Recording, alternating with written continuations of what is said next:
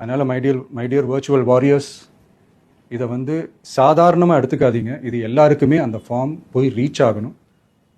இதில் ரொம்ப உறுதியாக இருங்க. அதையும் மீறி உங்களுக்கு அந்த ஃபார்ம் கிடைக்கலன்னா இருக்கவே இருக்கும் ஆன்லைன்.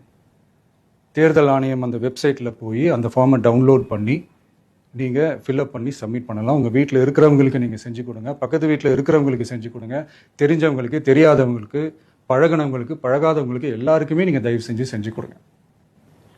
அண்ட் ரொம்ப முக்கியமாக நம்ம ஜென்சி கிட்ஸ், நம்ம ஃபஸ்ட் டைம் ஓட்டர்ஸ், நம்ம புது வாக்காளர்கள், நம்ம நண்பா நண்பிகள், அவங்க ரொம்ப கேர்ஃபுல்லாக இருக்கணும்.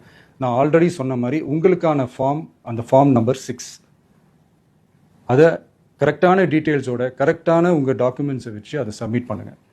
ஏன்னா வரப்போகிற தேர்தலில் நீங்கள் தான், அந்த ஜென்சி வாக்காளர்கள் தான் மிக முக்கியமான ஒரு ஃபோர்ஸ் அப்படின்றது எல்லாருக்குமே தெரிஞ்ச ஒரு விஷயம்.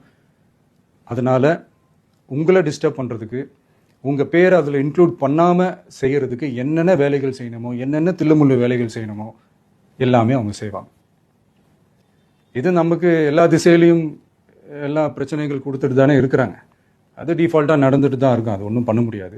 ஸோ அந்த மாதிரி ஓட்டு போடுற விஷயத்துலையும் அவங்க என்ன உத்தமராக மாறவா போகிறாங்க? நான் சில மீட்டிங்ஸ்லலாம் ரிப்பீட்டடாக ஒரு விஷயம் நான் சொல்கிறேன்ல, 2 பேருக்கு நடுவில் தான் போட்டி அப்படின்ட்டு. அது மேடைக்கு மேடை அவங்க அதை ப்ரூவ் பண்ணிட்டு இருக்கிறாங்க. அதனால் தோழர்களே, வரப்போகிற தேர்தலில் நம்ம யாருன்னு காட்டணும், நம்ம பலம் என்னன்னு காட்டணும்.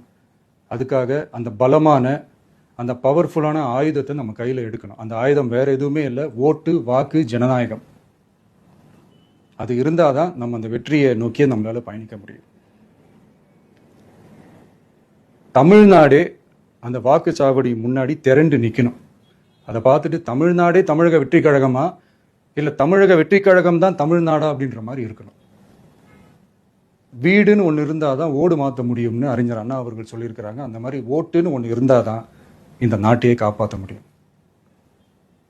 அப்புறம் இன்னொரு முக்கியமான விஷயம், அந்த எனிமரேஷன் ஃபார்ம் நீங்கள் ஆன்லைனில் நீங்கள் ஃபில்அப் பண்ணும்போது அதில் ஒரு சில ப்ராப்ளம்ஸ் வர்றதுக்கு வாய்ப்பு இருக்குது. அது உங்களுடைய ஓட்டர் ஐடியில் இருக்கிற உங்கள் பேரும், ஆதார் கார்டில் இருக்கிற பேரும், அந்த ஸ்பெல்லிங், இனிஷியல்ஸ் எல்லாமே ஒரே மாதிரி இருந்தால் தான் அது அக்செப்ட் ஆகும், இல்லைன்னா அக்செப்ட் ஆகாது. அது கொஞ்சம் கேர்ஃபுல்லாக பண்ணுங்கள். அது கொஞ்சம் யூசர் ஃப்ரெண்ட்லியாக இருக்கலாமேன்னு கேட்டதுக்கு அதெல்லாம் முடியாது, அதுக்கெல்லாம் வாய்ப்பு இல்லை, அதுக்கெல்லாம் ஆளுங்க இல்லை, பண்ண முடியாதுன்னு ரிப்ளை பண்ணிட்டாங்க. ஸோ அதனால் மைடியர் டிவிகே தோழர்களே, மைடியர் ஜென்சி படை பலமே, உஷாராக இருங்க, கான்ஃபிடென்ட்டாக இருங்க, நல்லதே நடக்கும், வெற்றி நிச்சயம். மீண்டும் சந்திக்கும் வரை நன்றி, வணக்கம்.